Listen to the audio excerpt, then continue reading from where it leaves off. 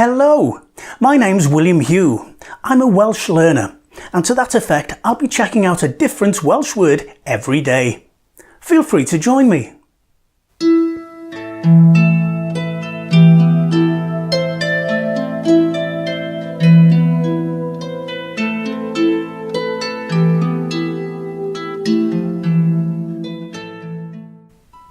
And today's Welsh word is newyddion, which means news.